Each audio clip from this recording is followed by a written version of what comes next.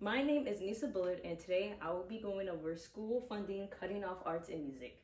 I'm pretty sure everyone here has experienced art and music, especially in elementary, middle, or high school and public schools. I remember very clearly in elementary school learning about the primary colors, making pottery, learning about clay and music, learning about the recorder and music notes, and they were very important in my life.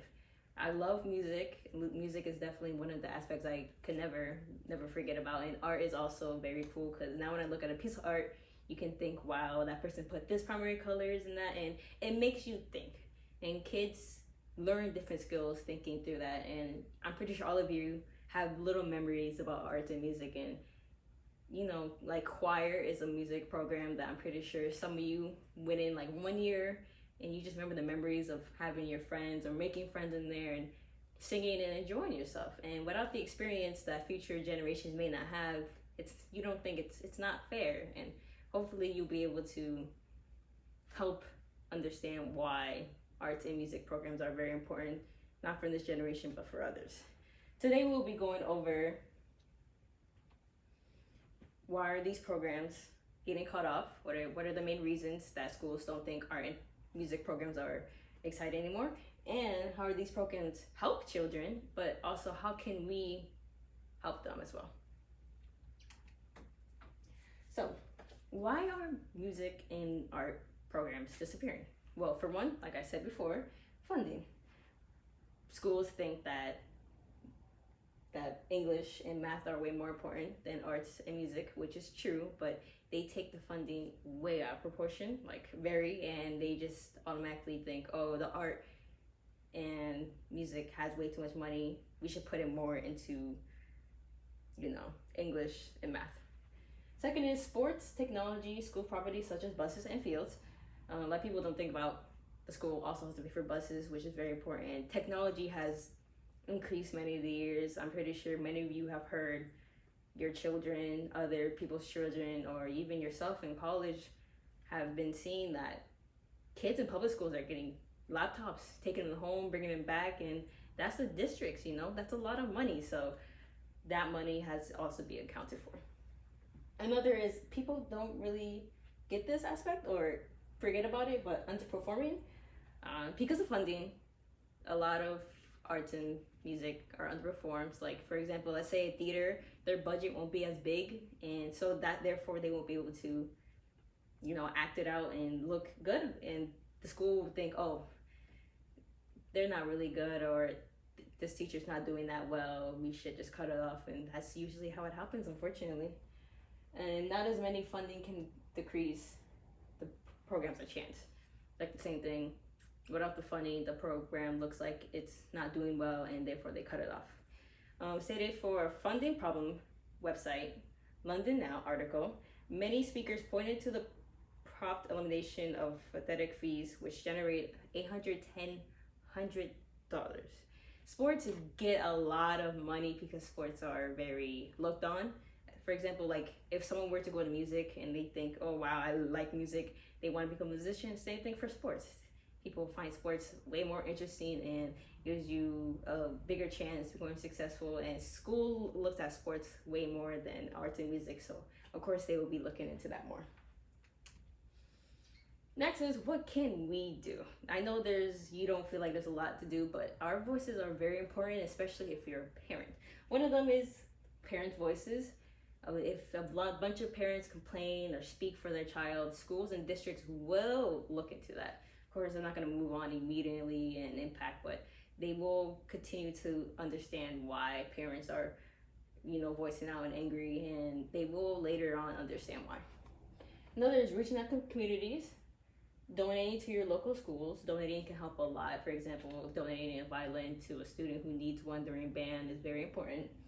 Find sponsors, reach out to local businesses, join a fundraiser or on-site programs such as YMCA. A bunch of schools have YMCA or Boys and Girls Club, and they have programs like arts and music. So if a bunch of kids are interested, the school will see this and will be like, okay, maybe we should make an art because there's a lot of people who are interested in art or music. Wow, there's a lot of people in music. I think they'll be interested in that, and so we'll make one and see how it goes. And just having a low program is better than none. allowing these kids to actually feel interested in it and experience it. So, why are art and music programs so important? Well, for one, art helps connect with their own culture or others. I don't know if you experienced this, but there was many, such as I remember in elementary school, there was a Hispanic month, and we had to make schools for Mexican Deaf Day and everything, and you were able to see that culture and experience that culture. And as a Mexican myself, it was actually nice to experience, and I actually learned about my culture around that time. So it was very nice and informed me a lot about it. More engaged, more energized, new learning capabilities such as critical thinking, and it has been proven that kids who actually attend arts and music classes and got to experience actually have higher attendance and higher test scores. This was from a website, Sienna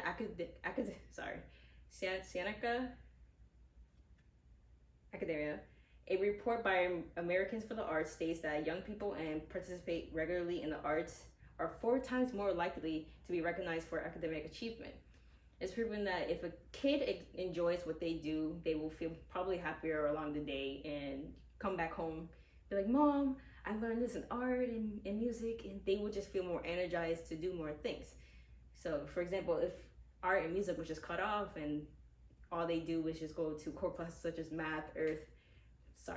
English, social studies, history, and such like that, they won't be as much energized, because unless they're not interested in that, they will probably be bored. And art and music is actually a break between those that help kids a lot. So the summary today is schools are cutting off programs because funding has decreased. There also has been fundings into more testing materials since this technology has come in. Sports, like we said before. School property, technology, and core classes such as English and math.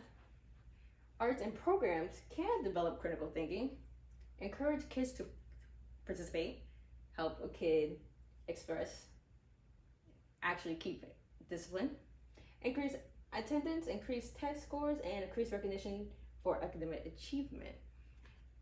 I don't know if you guys noticed this, but a lot of kids who do arts and music are more recognized for some parts. I remember just in elementary and middle school, those kids who just excelled so good at them were more focused and energized. And without that, in this generation, in the future, you can't keep arts and music out of people's lives. They need to be able to express themselves. Without expressing themselves, they feel locked in and they don't want to go to school anymore. And that's usually how it goes. Because of arts and music programs, a lot of people are allowed to express themselves, like I said, and because of this, we need to keep offering music. So please, if you can, like we said earlier, you could start a fundraiser. Go find one already. Just donate a little bit. As much as you can really helps. Go talk to a local business. All of that is just enough to really help the opera music, and the fact that you're acknowledging it is enough. So thank you so much.